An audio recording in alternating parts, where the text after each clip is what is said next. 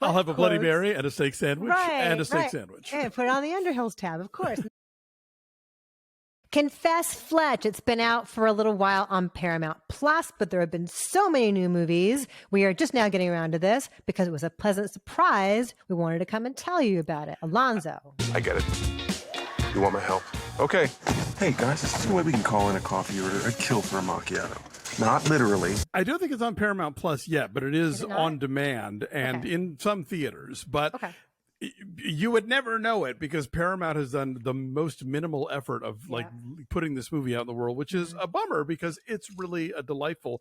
So Gregory McDonald's sort of smart alecky investigative reporter, Erwin M. Fletcher, aka Fletch. There were 2 Fletch movies starring Chevy Chase back in the 80s, and now Jon Hamm steps in. This time he has been involved with a woman named Angela, played by Lorenza Izzo in Italy. She wants his help because her father's been kidnapped and his collection of super valuable paintings seems to have been stolen, and there's an art dealer in Boston played by Kyle MacLachlan who has sold a couple of them, so she sends Fletch to find out what's going on. Before long, Fletch realizes he is involved in a very complicated scheme that involves Angela's father's new wife, played by Marcia Gay Harden, an art dealer who might be an OxyContin addict, a yacht club, and various other nutty things. This is I went back and watched the original Fletch after watching this. I did. It's been a while, Yeah, I've always been a fan of that one. Same. And the funny thing is, I think both of these movies are at their best when Fletch just gets to lie his way into situations and like sort of say outrageous things to people that they're too polite to notice or pretend to notice. And in both of them, it's kind of like, then you can kind of feel the movie being like, okay, but we also have to provide you the clues for this mystery so we can unsolve that at the end. But I think whereas in the first film, those parts really feel phoned in, even though it's the great Michael Ritchie working well after his peak period of the 1970s. Here you've got Greg Mottola, the guy who did The Day Trippers and Adventureland and Superbad.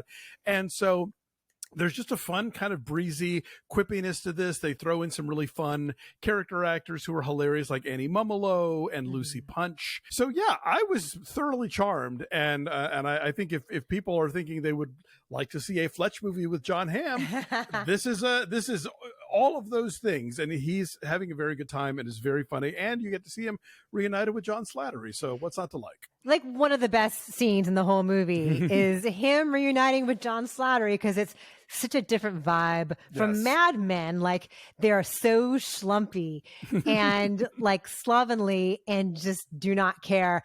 And they get newsroom culture so right so quickly. It was like triggering, like it was PTSD for me all over again. And like just the outfit he's wearing is like the most bland, like assistant editor uniform of like a button down in khakis. It's perfect. Beige on beige. Such amazing chemistry they have. Yeah, this is a lot of fun. And I was really apprehensive because it's the thing we talk about with our Was It Great or Were You 8 series. Right. Like I have really strong nostalgic fondness for the original Fletch. And it's a movie that we still quote. Like we find dumb reasons to say things like, come on, it's all ball bearings these days. I mean, just really random. I'll have a quotes. Bloody Mary and a steak sandwich and a steak sandwich. And put it on the Underhills tab, of course. And so we quote that all the time. But what's so smart here is that Jon Hamm is not trying to be Chevy Chase. No. It's very wise of him to have that instinct because he's got his own way with a deadpan one-liner. And he's so skilled with that. And he's so likable in a totally different way from Chevy Chase. I never read any of the Fletch books. From what I understand, though, this portrayal is closer to the spirit of the character in the books. Is that true? I would agree. And I was going to say that, yeah, he's not trying to channel Chevy Chase, and he doesn't have to because the books provide such rich raw material for anybody who wants to take on this character. And if you have the right kind of sort of dry sense of humor, you know, then you can absolutely make it your own, which I would say that Hamm does. Completely. Yeah. It's so breezy and, you know, it's reliable in that, yeah, as you say, he's talking his way into and out of things and coming up with the terrible aliases and, but he's making it his own. So much fun. All the crazy supporting players. Marcia Gay Harden is just having such a hoot. It's so over the top. It's so like knowingly, joyfully, like bawdy. It's really fun. The way she pronounces Fletch, I will be quoting for the rest of my life. But yeah. I'm totally here for the Marcia Gay Harden renaissance right now. Aidan Mayeri as Grizz, who's one of the cops, is great. And then also Roy Wood Jr. as the detective inspector. They're hilarious.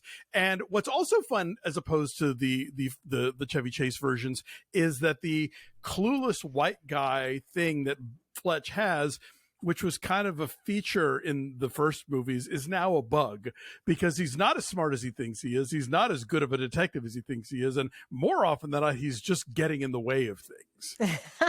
Yeah, that is a good point. Yeah. And so, the actual structure of the mystery isn't all that interesting. Like the MacGuffin-y stuff is kind of dry. It's just kind of fun watching him rip. So I was surprised. I was apprehensive. I have a lot of friends who have posted on various places, people who are my age, saying like, this new Fletch movie is surprisingly good. And so if you too are apprehensive, never fear. This is a lot of fun. I am saying 7.6.